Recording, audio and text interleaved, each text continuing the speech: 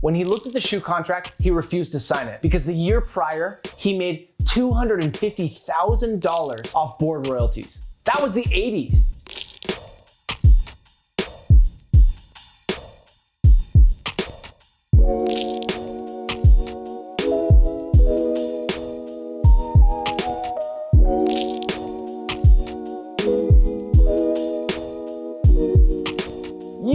What's up guys, my name is Levi, this is Shred Shop connecting you to skateboarding, and today we're doing a first look at the Vans Half Cab 30-year anniversary pack. In this video, we're going to talk about how the Half Cab became the most iconic influential skate shoe, Steve Caballero's relationship with Vans, and obviously we're going to get into the tech of the shoe. Let's get into it. In the 1970s, Steve Caballero is skating. He starts riding Vans shoes. He's out there buying them and skating them, and then eventually, in Vans skateboarding kind of infancy, Stacy Peralta gets a load of shoes given to him to start giving out to team members. He discovers Steve Cab and starts flowing him shoes for free. And in the 80s, if you look at Steve Cab skating, he's seen wearing all sorts of shoes. Airwalks, Jordan 1s, Vans, Converse, and kind of anything he can get his hands on. It wasn't until 1988, Steve Cab gets approached by someone from Vans. They had this offer for him. Said, we want you to go pro for us. And they offered him $800 a month to be on the pro team. Vans gave me a call and said, hey, we're thinking about sponsoring you as a pro skateboarder and we want to pay you a monthly salary. And I'm like, really?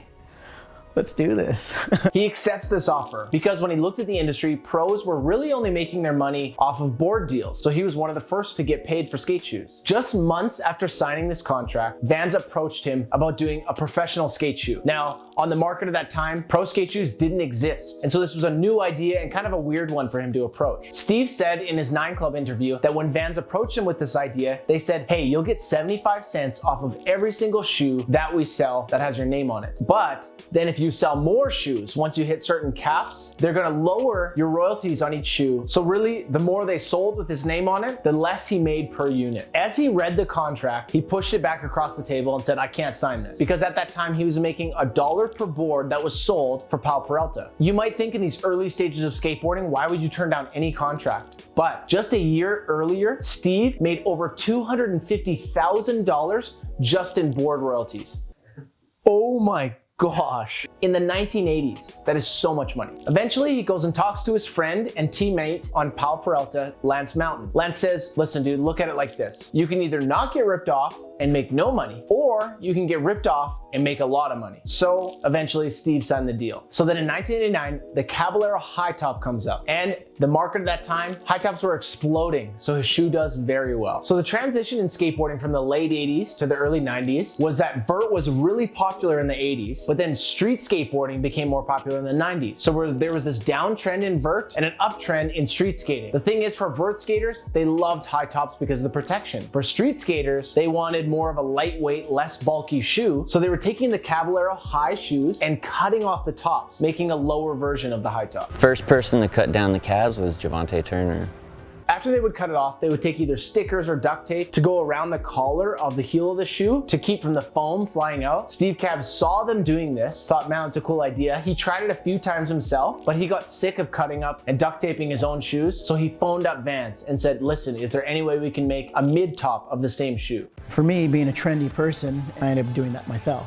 So I started cutting them, and I think around the second or third pair, I was over it. I was like, why don't we just make it like that? So then in 1992, the Half Cab is released, and Steve Cab came up with the name Half Cab. From there, the shoe blew up on the market. In that era, it would not be hard to find a photo of any pro that you can think of that skated at that time wearing these at least one time. Everyone loved them. That Half Cab shoe came out in 92. In 93, Vans gets a new CEO. The Half Cab shoe is exploding. So Steve thinks it's a good idea. He goes to the new CEO and he renegotiates from his 75 cents royalty per shoe sold to $1.25 per shoe sold, making it so he's making even more money as the shoe's growing. Smart businessman. These shoes came out in 1992. The year now is 2022. That's 30 years. This is the longest running pro skate shoe ever. That says a lot because trends go up and down and change and left and right, and this shoe has stood the test of time.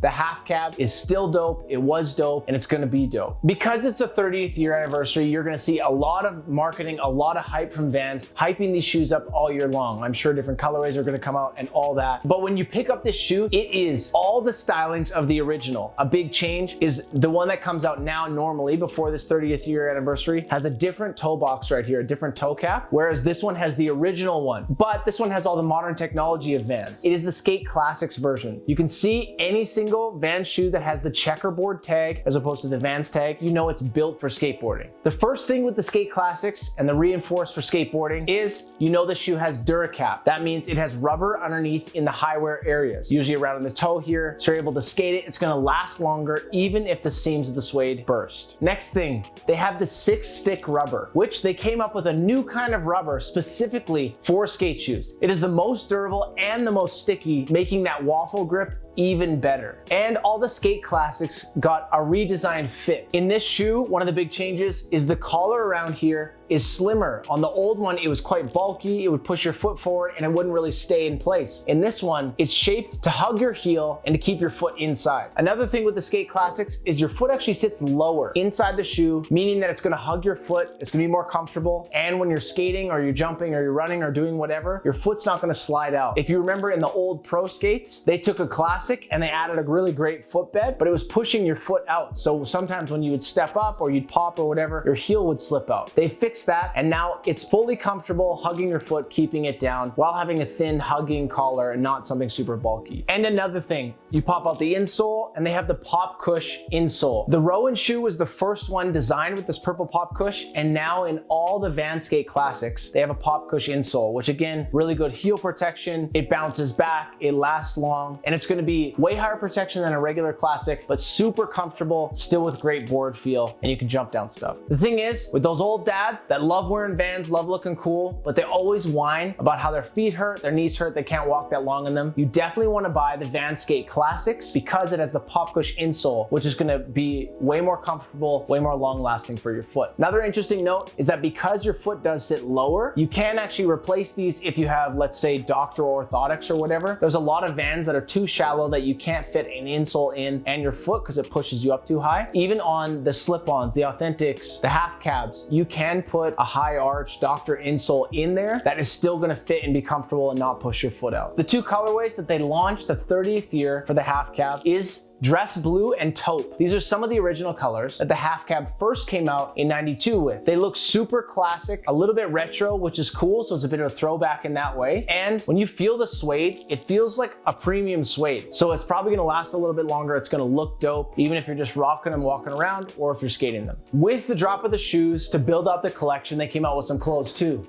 They match the colors the same way. They have the Taupe and the Dress Blue with the original classic '92 half cab logo on it, which is cool. It's the one that's on the heel hit and the tongue of the shoes. But again, the Dress Blue and the t-shirt, the hoodie. This hoodie is a premium hoodie. It's like a heavyweight one, kind of like if you are into Carhartt, that kind of stuff. It's a heavy, it's really good quality. And then they have the hat too with the half cab logo on it there. And it's a leather pull strap one on the back. Guys, these shoes and these clothes are definitely gonna be something you're gonna wanna pick up. The 30th year anniversary only lasts so long, and I doubt they're gonna release those toe boxes in these colorways again for a long time, making it limited edition. So make sure you guys go support your local skate shop where they sell these. Do not go into the malls and buy them. Those people don't know what's up. They don't even know who Steve Caballero is. These shoes are gonna skate good. They're gonna wear good. These clothes are gonna look dope. Go out and buy them. As always, best way you can support us is to like, subscribe, and comment. Guys, thank you so much for watching. I'm Levi, this is Shred Shop, connecting you to skateboarding. And we just did the first look at the 30th year anniversary of the half cab. Stay tuned for comment of the week.